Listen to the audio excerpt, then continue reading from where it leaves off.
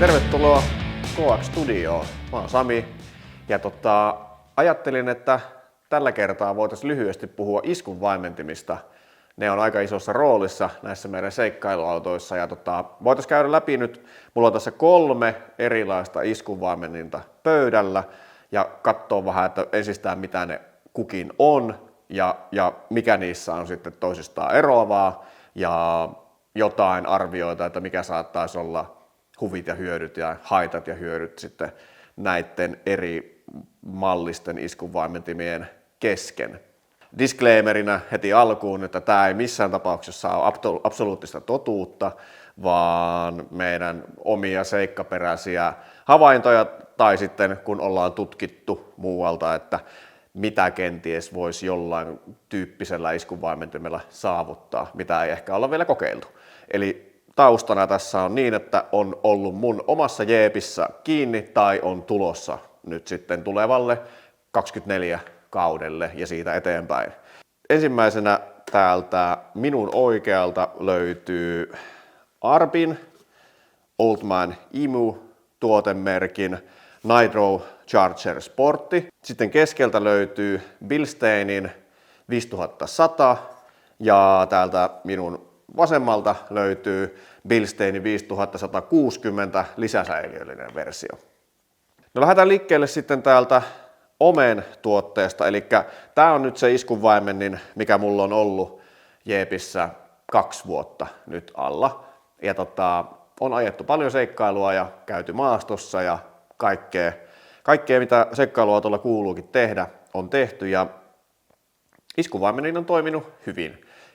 En ole ajossa itse huomannut sen suhteen mitään käytännössä niin kuin heikennyksiä ainakaan sen elinkaaren aikana, että siinä mielessä ei välttämättä ehkä tarvitsisi lähteä päivittämään, mutta ainahan se on kiva kokeilla kaikkea uutta ja nyt sitten Omet saa väistyä ja tilalle tulee sitten muuta. Sitten mulla on ollut tällainen versio takana, taakse tuli viime vuonna, oikeastaan vuosi sitten. Näitte sen jakson, missä vaihdettiin tukivarret, niin siinä samassa yhteydessä tuli taakse hieman pidemmät jouset, että saatiin kompensoitua sitä taakkaa, mikä meillä on koko ajan kyydissä. Pidemmät jousethan mahdollistaa myös pidemmät liikkeet ja sitten piti vaihtaa niiden Omen iskareiden tilalle taakse pidemmät iskarit, että saatiin hyödynnettyä se koko liikevara ja siinä vaiheessa tuli tämmöiset Bilsteinit. Nyt on sitten tulossa tälle kaudelle nämä lisäsäiliölliset versiot ja nämä on nyt mätsätty sitten niin kuin iskunvaimennuksen pituuden puolesta niin, että takana ollaan hyvin siinä uuden jousen tai nykyisen jousen mitassa ja edessä vastaa sitten hyvin pitkälti tätä Omen versiota. Eli ei välttämättä edessä nyt sitten saavuteta niin kuin liikevarojen suhteen mitään uutta, mutta ei tietenkään tarvinnutkaan, koska jouset on sitten mitoitettu tälle mitalle, niin silloin ne istuu keskenään hyvin siinä mielessä. Sellainen huomio tästä Omesta, että tämä on niin sanottu twin tube rakenne, eli meillä on ulompi putki, mikä on sitten tämä pinta tässä, sitten siellä sisällä on toinen putki, jonka sisällä varsinaisesti tämä iskunvaimentimen varsi ja sitten mäntä liikkuu. Ja nämä Bilsteinit tässä vieressä, niin nämä on sitten niin sanottuja monotube iskunvaimentimia, eli on ainoastaan vain yksi putki molemmissa näissä kahdessa. Mitenkäs nämä nyt sitten käytännössä käytökseltään eroaa toisistaan twin tube ja monotube? Niin twin tube iskunvaimen niin ymmärtääkseni löytyy hyvin monista vakioautoista. Mikä on tehtaalta se iskunvaimen niin siellä autossa kiinni, niin se on twin tube johtuen siitä, että sen käytös on monesti huomattavan niin kuin miellyttävää ja sillä saavutetaan vakiokatuautoon sellainen tämmöiseen niin kuin perinteiseen henkilöautoon mukava ajotuntuma.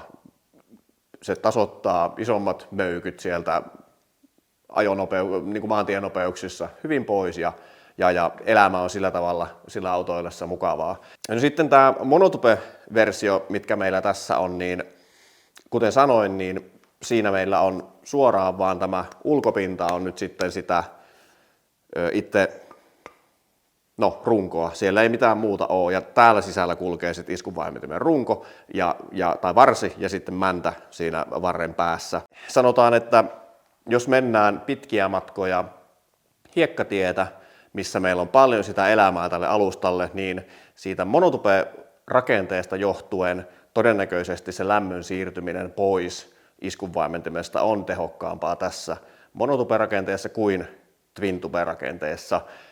Ja mikä takia se lämpö on tärkeä juttu, niin öljyn viskositeettihan muuttuu lämmön vaikutuksesta, ja mitä enemmän se iskunvaimenin lämpiää, mitä enemmän se öljy lämpiää, viskositeetti muuttuu sillä tapaa, että se öljy tulee juoksevammaksi, ja sitten se menettää se venttiilin säätö ikään kuin merkitystään sitä mukaan, kuin viskositeetti muuttuu, öljy muuttuu juoksevammaksi.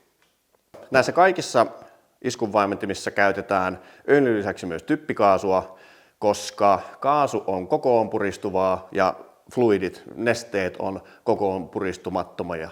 Eli jos me täytettäisiin koko tämä iskunvaimenin öljyllä, niin sitten se olisi hydrolukossa niin sanotusti. Eli meillä ei mikään liikkuisi siellä, koska öljyn pitää aina päästä pakenemaan johonkin tilavuuteen tai sitten meillä pitää olla joku tilavuus, joka puristuu kokoon.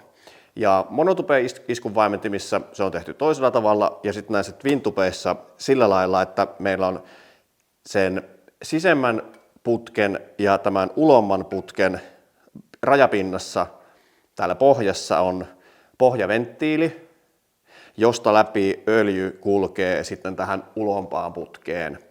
Ja tästä syystä juuri se lämmön siirtyminen ulkoilmaan sieltä öljystä voi olla näissä twin-tupeissa hieman heikompaa, koska meillä ei ole se suurin osa sitä öljyä, ei ole heti tässä tämän ulomman kuoren alla, vaan se on siellä niin kuin kerroksen välissä. Ja sitten lopputilavuus täältä ulkokuoresta, mikä ei ole öljylle, niin siellä on sitä typpikaasua. Ja twin-tupe-iskunvaimentimissa se typen paine siellä voi olla ja onkin huomattavan paljon pienempi kuin sit monotupe-iskareissa. Eli kun meillä on se erillinen pohjaventtiili, niin me pystytään sillä säätämään sitä iskunvaimennusta ikään kuin, että kuinka se venttiilit on siellä säädetty, ja sitten monotupeissa niin käydään sitä kohtaa läpi, että kuinka se on tarkalleen, mutta että sillä typeellä on suurempi merkitys ja sillä typpitilavuudella siellä.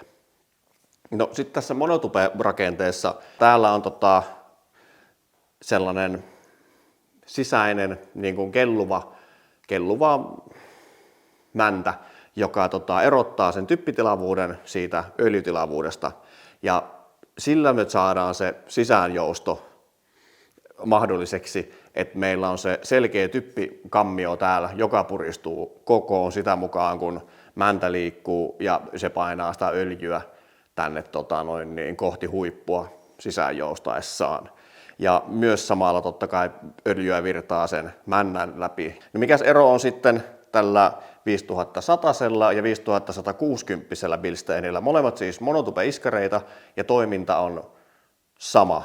Eli täältä löytyy myös se välimäntä, mikä liikkuu sen öljyn paineen tai öljyn vaikutuksesta, mutta sen sijaan, että se öljytilavuus tai typpitilavuus rajoittaa sitä öljytilavuutta täällä varsinaisen iskunvaimentimen sisällä, niin näissä 5160 se typpitilavuus on siirretty tänne lisäsäiliöön. Eli se mahdollistaa teoriassa sen, että se meidän typpitilavuus voi olla suurempi kuin tämmöisessä yksikammioisessa monotupessa, jolloin sen typen paine ei tarvitse olla niin suuri vastustamaan sitä männän liikettä, jolloin me saadaan ajotuntuma, voisi ehkä tässä teoretisoida, että jotain niin kuin näiden kahden väliltä, jos meillä oli hyvin sellainen pehmeä smoothi ajo tässä twin-tupessa ja monotupessa niin kuin yhdellä rungolla ikään kuin,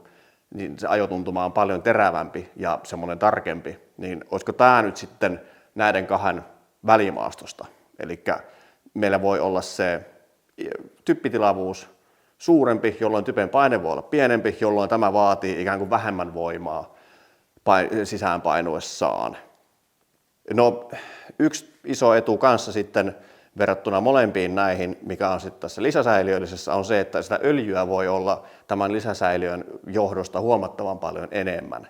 Ja nyt kun meillä on tässä molemmat rakenteet on suoraan ulkopinnoillaan, ikään kuin öljy on tuolla sisällä, niin lämmön poistuminen tämän rakenteen kautta on nyt sitten todella tehokasta, jolloin sitten pitkissä siirtymissä ja kun ajetaan pitkiä matkoja hiekkatietä, huonoa tietä, on niin kuin tosi paljon liikettä tässä iskunvaimentimessa, niin se iskunvaimentimen sisällä olevan öljyn lämpeäminen pitäisi nyt olla sitten niin kuin kaikkein vähiten haitaksi tässä rakenteessa. Menee ja tiedä sitten, mikä on se totuus, mutta teoriassa näin. Myös tätä iskunvaimentimen liikettä ei tarvitse sitten tässä lisäsäiliöllisessä rajoittaa sillä typpitilavuudella samaan tapaan kuin sitten tässä yksirunkoisessa monotupessa. Twintupessahan se liike ei rajoitu sillä matkallaan ollenkaan, koska meillä on se ulompi kerros siellä. Eli se hyöty twintupelle verrattuna yksirunkoiselle monotupelle. Saadaan ehkä se pidempi liike sieltä.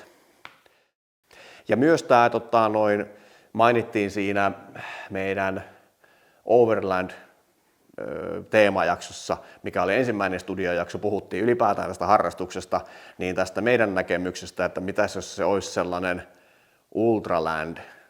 Ultralander-tyylinen auto, että olisi tämä Ultra 4 4600-sarja, inspiroisi sitten tähän meidän seikkailuautoteemaan.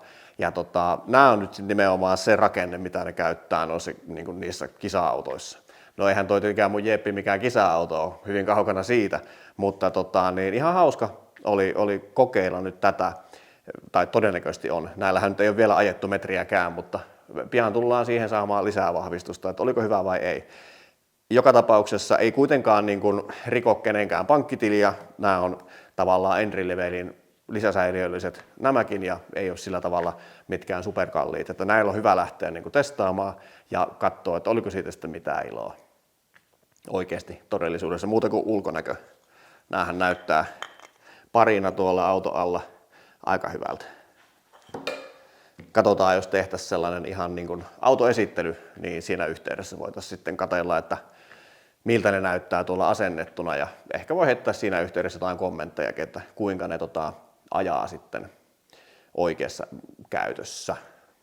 Sen vielä on pakko vielä sanoa, että tämä Oldman Emun alusta tuli Cross 4-wheel drivelta aikoinaan ja sieltä niitä saa ja näitä on niin kuin tosi moneen automalliin, että jos olet uusi harrastukseen, niin esimerkiksi tätä alustaa saatavilla, siis se kirjo on ihan valtava, niin kysymään sitten Ristolta ja Matilta Cross 4-wheel drivelta esimerkiksi, että minkälaista olisi saatavilla ja mitä he suosittelisivat tähän. Jos tulee kysymyksiä mieleen, että onko tässä mitään järkeä, tykkäsitkö tästä, tai mitä ehkä itse suosittelisit, niin ehdottomasti kommentoi alle.